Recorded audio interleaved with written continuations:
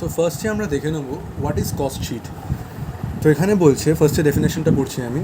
A cost sheet is a report on which is accumulated all the cost associated with the product or production job.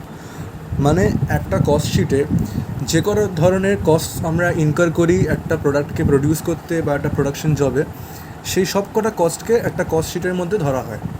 তারপর বলছে a cost sheet is use to compile the margin earned on a product or job and can form the basis for the setting of prices on similar products in the future.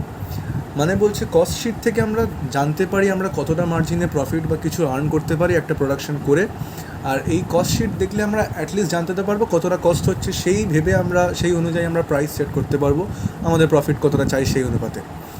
তারপরে বলছে it can also be used as a basis for the variety of cost control measures. আমরা ফিউচারে যখন কোম্পানির past cost শিটটা দেখবো তখন আমরা জানতে পারবো যে আমরা আমাদের কোম্পানি বা বিজনেসের কত খরচা হচ্ছে বা না হচ্ছে, সেই অনুপাতে আমরা আমাদের কস্টটাকে কন্ট্রোল করতে পারবো। সাপোজ আমরা একটা জায়গাতে খুব বেশি কস্ট ইনকার করে ফেলছি যদি দেখা যায় কস্ট শিট থেকে, তাহলে সেখানটাতে আমরা কী করে কস্টটাকে কাট অফ করতে পারবো বা কী করে মানে একদম এফিশিয়েন্ট ওয়েতে কস্টটাকে ইনকার করবো সেটা আমরা ডিসাইড করতে পারবো। এরপরে আমরা দেখে নেব কস্ট শিটের ফরম্যাটটা। কস্ট শিটের ফরম্যাটটা দেখতে একটু কমপ্লিকেটেড, বাট ওটা অ্যাকচুয়ালি ইজি, খুব একটা ডিফিকাল্ট না, একবার বুঝে গেলে। এখানে আমাদের ফার্স্ট যে আইটেমটা থাকবে সেটা হচ্ছে ডাইরেক্ট র মেটেরিয়াল কনজিউমড। এটার একটা ওয়ার্কিং নোট থাকবে, সেটা আমি একটুখানি পরে দেখিয়ে নিচ্ছি। তারপরে থাকবে হচ্ছে অ্যাট ডাইরেক্ট ওয়েজেস বা লেবার। এই ফার্স্ট পার্টটা অনেকটা আমাদের ট্রেডিং অ্যাকাউন্টের মতো। ঠিক যেমন ট্রেডিং অ্যাকাউন্টে আমরা যেগুলো প্রোডাক্টটাকে বানাতে গেলে যে কস্টগুলো আমাকে ইনকার করতেই হবে, র মেটেরিয়ালস বা ওয়েজেস, স্যালারি না কিন্তু ওয়েজেস, যেগুলো আমরা লেবারদের দিই, ফ্যাক্টরি লেবারদের দিই, সেগুলো আমরা এই পার্টটাতে আনবো। এখানে ডাইরেক্ট ওয়েজেস বা ডাইরেক্ট লেবার নামে থাকবে, কোয়েশ্চেনে দেওয়া থাকবে অ্যামাউন্টটা, সেটা অ্যাড করব। অ্যাট ডাইরেক্ট এক্সপেন্স বা প্রোডাক্টিভ এক্সপেন্স, মানে যে এক্সপেন্সগুলো আমাকে করতেই হবে। এবার ডাইরেক্ট এক্সপেন্স বা প্রোডাক্টিভ এক্সপেন্সকে আরেকটা নামও আছে, এটা হচ্ছে চার্জিয়েবল এক্সপেন্সেস। চার্জিয়েবল এক্সপেন্সেস বলেও থাকতে পারে কোয়েশ্চেনে, তো ওরা ডাইরেক্টলি মেনশন করে দেবে, ডাইরেক্ট এক্সপেন্স বলে অ্যামাউন্টটা বলে দেবে। আর এইটাকে অ্যাড করার পরে মানে direct raw material consumed at direct wages at direct expenses বা প্রোডাক্টিভ এক্সপেন্সেস বা চার্জেবল এক্সপেন্সেস করলে পাবো হচ্ছে আমরা প্রাইম কস্ট। এবার এইটার যে ওয়ার্কিং নোটটা ডাইরেক্ট র মেটেরিয়াল কনজিউমড, এটার ওয়ার্কিং নোটটা আমি এবার দেখাবো। এইটা হচ্ছে calculation of direct raw material consumed. এখানে আমরা ফার্স্টে opening stock of raw materials ফার্স্টে লিখবো। এবার মনে রাখতে হবে কোয়েশ্চেনে কিন্তু অনেক ধরনের ওপেনিং স্টক থাকতে পারে। Opening stock of work in progress থাকতে পারে, opening stock of raw materials থাকবে। তো আমরা ফার্স্টে আবার ওপেনিং স্টক অফ ফিনিশড গুডসও থাকবে। সুতরাং আমরা কিন্তু অন্য ওপেনিং স্টকগুলো এই মুহূর্তে কনসিডার করবো না এইটা ক্যালকুলেশন করার সময়। আমরা এইটা ক্যালকুলেট করার সময় শুধুমাত্র ওপেনিং স্টক অফ র মেটেরিয়ালসটাই কনসিডার করবো।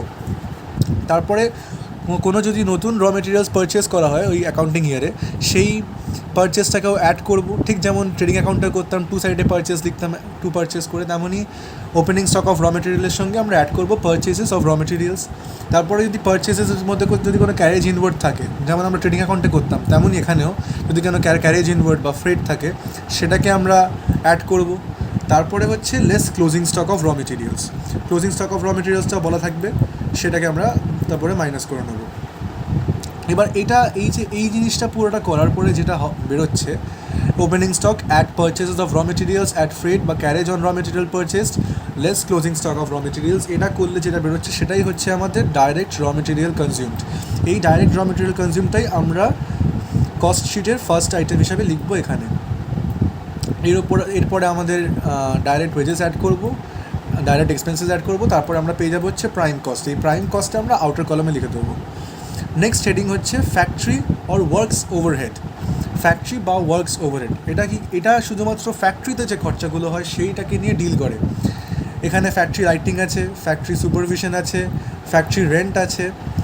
এবার কোয়েশ্চেনে যেমন আমি এক্ষুনি বললাম, কোয়েশ্চেনে opening stock of work in progress বা আবার closing stock of work in progress থাকবে।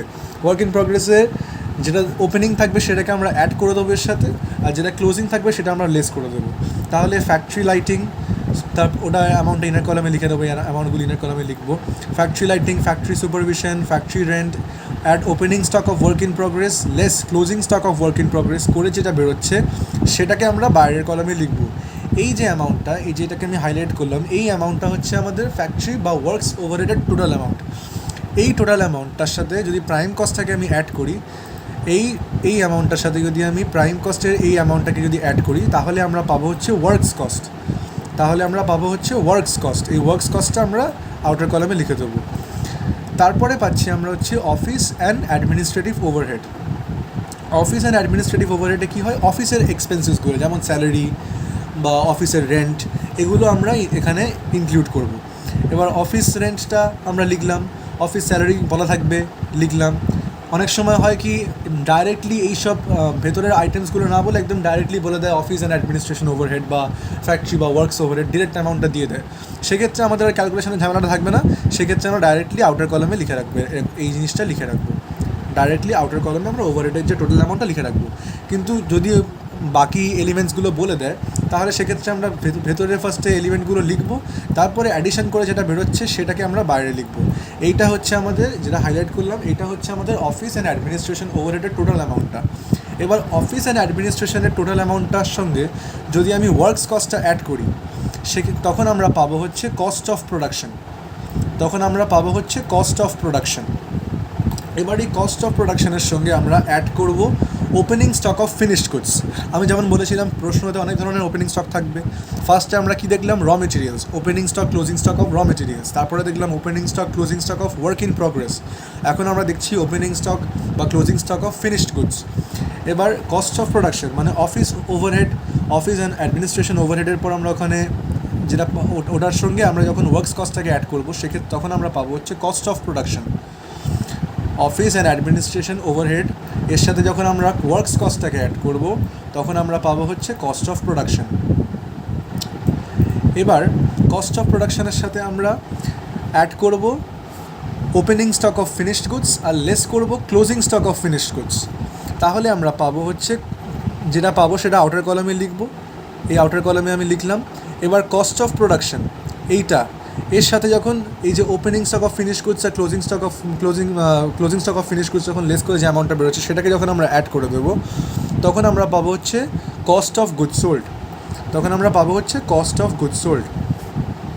এবার কস্ট অফ গুডস সোল্ড যখন আমরা একবার পেয়ে গেলাম, তারপরের কলম হবে মানে তারপরের যেটা আমাদের হেডিং হবে সেটা হচ্ছে সেলিং অ্যান্ড ডিস্ট্রিবিউশন ওভারহেড। এবার এই সেলিং অ্যান্ড ডিস্ট্রিবিউশন ওভারহেডের মধ্যে আমাদের সেলিং এক্সপেন্সেস বলে দিতে পারে, ডিস্ট্রিবিউশন এক্সপেন্সেস বলে দিতে পারে, আবার এই যে অ্যাডভার্টাইজমেন্ট বলে দিতে পারে, সেলসম্যান কমিশন বলে দিতে পারে, এবার কস্ট অফ সেলসটা আমরা এটা অ্যাড করে পাবো, ওটা পরে বলছি আমি। তো সেলিং অ্যান্ড ডিস্ট্রিবিউশন ওভারহেড আমাদেরকে ডিরেক্টলিও বলতে পারে কোনো এলিমেন্ট না বলে, বা আমাদেরকে সেলিং এক্সপেন্সেস আলাদা করে, ডিস্ট্রিবিউশন এক্সপেন্সেস আলাদা করে বলে দিতে পারে, বা অ্যাডভার্টাইজমেন্ট বা সেলসম্যান কমিশন এইরকম ধরনের তোমরা পড়লেই বুঝতে পারবে যে সেটা সেলিং বা ডিস্ট্রিবিউশনের সঙ্গে রিলেটেড। সেই ধরনেরগুলোকে আমরা ইনার কলামে ফার্স্টে লিখবো, তারপরে ইনার কলামে লিখে যেটা অ্যাডিশন করবো, সেই অ্যাডিশনটা হবে হচ্ছে আমাদের total amount of selling and distribution overhead. এই দুখানাকে যোগ করে যেটা পাচ্ছি সেটা আমরা আউটার কলামে লিখবো, সেটা হচ্ছে আমাদের সেলিং অ্যান্ড ডিস্ট্রিবিউশন ওভারহেড। এবার কস্ট অফ সেলসটা যেটা আছে, এই যে কস্ট অফ সেলস, এটা আমি কী করে পাবো, এই দুখানাকে যোগ করব, মানে যেটা আমাদের সেলিং অ্যান্ড ডিস্ট্রিবিউশন ওভারহেডের যে টোটাল অ্যামাউন্টটাকে আমরা যোগ করব, সেটার সাথে আমরা কস্ট অফ গুডস সোল্ডটা অ্যাড করব। সেটা অ্যাড করলেই আমরা কস্ট অফ সেলসটা পাবো। এই হচ্ছে কস্ট অফ সেলসের অ্যামাউন্টটা এখানে বসবে, একদম সোজাসুজি বসবে। তারপরে প্রফিট যদি বলে দেওয়া থাকে, আমাদের যদি প্রফিট মার্জিন বলে দেওয়া থাকে, সাপোজ যদি বলা হয় কস্ট অফ সেলস সাপোজ হচ্ছে আমি 100 টাকা, আর বলে দিচ্ছে প্রফিট হচ্ছে আমাদের 10%, সেক্ষেত্রে আমি প্রফিট ডাইরেক্টলি 10 লিখে দিতে পারবো, আর সেলিং প্রাইস তাহলে আমার হবে 100 + 10, বা যত ইউনিটস বলে দেওয়া থাকবে সেক্ষেত্রে মেনশন করা থাকবে। এবার যদি প্রফিট না বলে দেওয়া থাকে, তাহলে যদি সেলসের অ্যামাউন্টটা বলে থাকে, সেলসের কত ভ্যালু সেলস করেছি আমি, তখন সেলসটা লিখবো, সেলসের যে টোটাল অ্যামাউন্টটা লিখবো, সেলিং প্রাইসটা লিখবো, তার সাথে কস্ট অফ সেলসটা আমি মাইনাস করে দেবো, তারপরে যেটা বেরোচ্ছে সেটাই আমরা প্রফিট পেয়ে যাবো। এবার আমি যেগুলো বললাম যে কস্ট অফ সেলসের যে ফর্মুলাটা, কস্ট অফ সেলসের ফর্মুলা হচ্ছে selling and distribution overhead plus cost of goods sold. আবার কস্ট অফ গুডস সোল্ডের ফর্মুলা হচ্ছে এই দুখানাকে যোগ করে ওপেনিং অ্যান্ড ক্লোজিং স্টকের যে অ্যামাউন্টটা যোগ করে যেটা হচ্ছে সেটার সাথে কস্ট অফ প্রোডাকশনটাকে অ্যাড করতে হবে।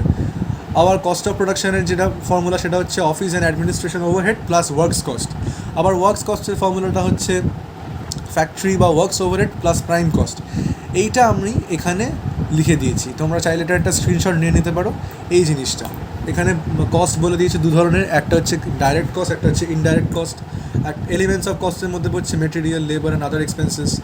আচ্ছা, summation of indirect expenses is called overhead. এই যে এতক্ষণ আমরা ওভারহেড করছিলাম, সেটা হচ্ছে summation of indirect expenses is called overhead. এটা একটা খুব ইম্পর্টেন্ট, এটা এমসিকিউতে আসতে পারে বা শর্ট কোয়েশ্চেন্সে আসতে পারে। তারপর হচ্ছে প্রাইম কস্ট হচ্ছে summation of direct material plus direct wages plus direct expenses. Direct material consumption, যেটা ডাইরেক্ট র মেটেরিয়াল কনজামশনের ক্যালকুলেশনটা আমি দেখিয়ে দিয়েছি, ওটা তোমরা দেখে নেবে ভালো করে একবার। তারপর হচ্ছে ওয়ার্কস কস্ট। ওয়ার্কস কস্টটা হচ্ছে প্রাইম কস্ট প্লাস ফ্যাক্টরি ওভারহেডের যে টোটাল অ্যামাউন্টটা সেটাকে অ্যাড করলে হবে। তারপর হচ্ছে cost of production. Cost of প্রোডাকশনটা হচ্ছে works cost plus office and administration overhead. তারপর হচ্ছে cost of goods sold. Cost of goods সোল্ডটা হচ্ছে cost of production plus adjustment of finished goods. Adjustment of finished goods মানে opening stock of finished goods less closing stock of finished goods. তারপর হচ্ছে cost of sales. Cost of sales হচ্ছে cost of goods sold plus selling and distribution overhead. এই ফর্মুলাগুলো একটু মনে রাখবে। এবার আমরা নেক্সট ভিডিওতে একটা আমরা অঙ্ক করে নেবো, ভিডিওটা খুব শিগগিরই এসে যাবে। Thank you for watching.